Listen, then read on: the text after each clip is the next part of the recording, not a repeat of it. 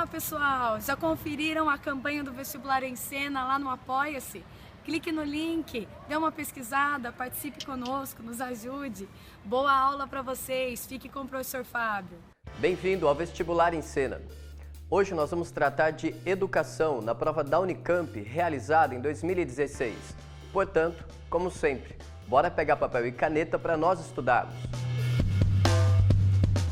Se existem alguns valores fora de moda hoje em dia, infelizmente a empatia está entre eles. A empatia também pode ser chamada de compaixão e, de certa forma, envolve a capacidade que nós temos de renunciar ao nosso tempo e nos colocarmos à disposição das outras pessoas. E, de certa forma, nós no Brasil tivemos um grande intelectual que soube fazer desse valor moral uma postura política. Saca só. Paulo Freire foi um menino da zona rural igual a gente, que aprendeu a ler debaixo da mangueira, que gostava de ler, gostava de escrever. foi um homem que queria transformar o mundo. Bem, vejamos então como a Unicamp trata desse assunto e de Paulo Freire na sua prova de 2016.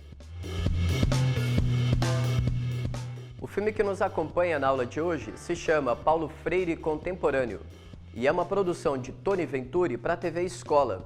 E os seus 50 minutos de duração vão te dar uma boa ideia da envergadura, tanto da vida quanto também da obra de Paulo Freire, desde a década de 50 até a década de 70 no Brasil. Ao longo da década de 1950, esse pernambucano foi capaz de desenvolver uma pedagogia bastante eficiente, tendo em vista a alfabetização da população rural. E ele partiu justamente das condições concretas e materiais desses trabalhadores rurais para então chegar à capacidade de abstração e de simbolização que o letramento exige. Dessa forma, Paulo Freire então partia do seguinte princípio, de que antes de nós sermos letrados, de fato, nas letras, nós sempre fomos letrados pelo mundo.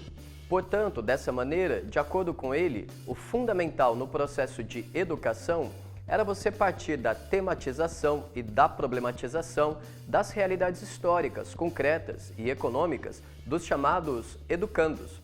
Para a gente entender isso melhor, voltemos ao filme. Cabia a nós fazer um plano de alfabetização e educação de adultos, visando 100 mil matrículas, uma maneira de mudar a situação.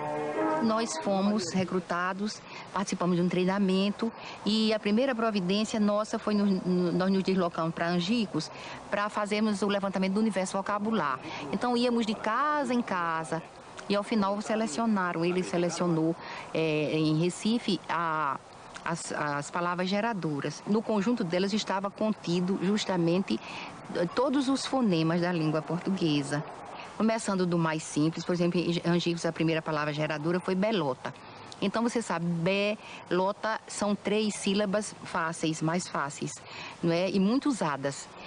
Então, a partir das palavras, quando nós vencemos todas as sílabas, aí começamos a formar as frases. Olha, a velocidade com que isso ocorre, na primeira aula de alfabetização, quando se vai escrever num caderno, a folha do caderno é insuficiente para escrever 3 sílabas. E o lápis fura a folha do caderno. Como você pode notar, a vontade política era grande, mas os desafios históricos também não eram pequenos. Afinal de contas, a região nordeste brasileira, da década de 50 para a década de 60, tinha uma expectativa média de 40 anos de idade. Além disso, nós sabemos que só a partir da década de 1970 é que, de fato, a população urbana brasileira vai superar a população rural. Por último, um outro desafio histórico, o problema da concentração fundiária. Como vai notar a questão 3 da prova da Unicamp, realizada em 2016. Saca só. Em depoimento, Paulo Freire fala da necessidade de uma tarefa educativa. Trabalhar no sentido de ajudar os homens e as mulheres brasileiras a exercer o direito de poder estar de pé no chão, cavando o chão, fazendo com que o chão produza melhor, é um direito e um dever nosso. A educação é uma das chaves para abrir essas portas. Eu nunca me esqueço de uma frase, ainda que eu ouvi de um educador camponês de um grupo de sem terra. Pela força de nosso trabalho e pela nossa luta, cortamos o arame farpado do latifúndio e entramos nele. Mas, quando nele chegamos, vimos que havia outros arames farpados, como o arame farpado da nossa ignorância. Então eu percebi que, quanto mais inocentes, tanto melhor somos para os donos do mundo. Eu acho que essa é uma tarefa que não é só política, mas também pedagógica. Não há reforma agrária sem isso. Como nós já dissemos aqui, a prova da Unicamp a partir de 2016 traz um perfil bastante interdisciplinar. Portanto, não custa nada chamar a sua atenção para alguns tópicos, antes de analisarmos as alternativas. A citação é de uma editora chamada Expressão Popular, cujo próprio nome diz, tem como propósito edições a baixo custo, a fim de democratizar o acesso ao livro.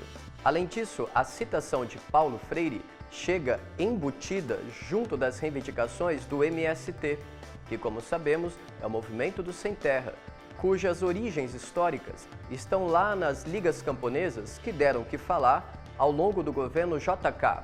Bem, feito isso então, vamos analisar as alternativas. Afinal de contas, o enunciado colocou você diante da função semântica da seguinte expressão: arames farpados da ignorância.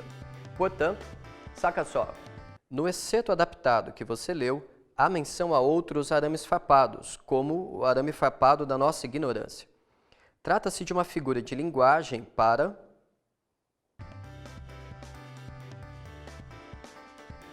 a letra A até que pode te induzir ao erro, mas é preciso ficar atento e atenta para o seguinte fato: o acesso à terra e à educação não é negado no enunciado, apesar desse caminho ser feito de muitos obstáculos, como voto de cabresto, coronelismo, heranças, patriarcalismos, enfim. A letra B também não responde à questão. Afinal de contas, a questão envolve o significado da expressão como uma metáfora do acesso à educação. A letra C também não responde à questão. E, aliás, ela inverte os sinais da equação do enunciado, pois, em Paulo Freire, o acesso à educação caminha junto com o acesso às condições de trabalho. Seria um absurdo dizer que só tem educação quem de fato tem terra nesse país. A letra D, sim, responde à questão, pois o teu enunciado diz para você que a função social da terra caminha junto com a função social do trabalho e ambos estão intimamente ligados com o acesso às condições de educação. Dito em outras palavras, a partir de Paulo Freire, você começa a notar que o trabalho não visa somente a produção de riqueza material, mas também a produção de riqueza espiritual. Para encerrar, talvez seja legal chamar a atenção para o fato de que no contemporâneo, isto é, hoje em dia, nós tenhamos pensadores de um porte de um Leandro Carnal, de um Mário Sérgio Cortella, que de certa forma fazem questão de manter uma postura diplomática diante do ambiente público. É como se, de certa forma, eles se inspirassem em Paulo Freire. Quer dizer, há pessoas que me consideram um sonhador, e eu sou um sonhador, mas não um sonhador maluco. Mas há pessoas que me consideram um idealista, mas um idealista perigoso, entende? E para mim, não. Para mim, a esperança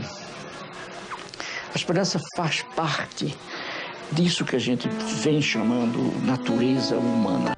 Em um país que sempre recorre ao dualismo do futebol para interpretar a política, pensadores como eles são significativos, hoje em dia, para demonstrar como a compaixão e a empatia, sim, importam no contemporâneo.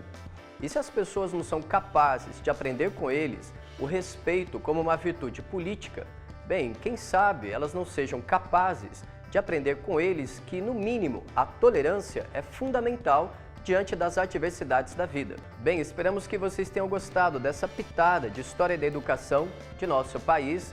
E se a causa é educação, continue nos acompanhando. Convidem as amizades, inscrevam-se aqui em nosso canal e conheçam a nossa campanha lá no Apoia-se. Os links todos estão aqui na descrição do vídeo. Tá legal? Continuem deixando seus comentários, dúvidas e críticas aqui também nos comentários. Abraços fortes, até a próxima!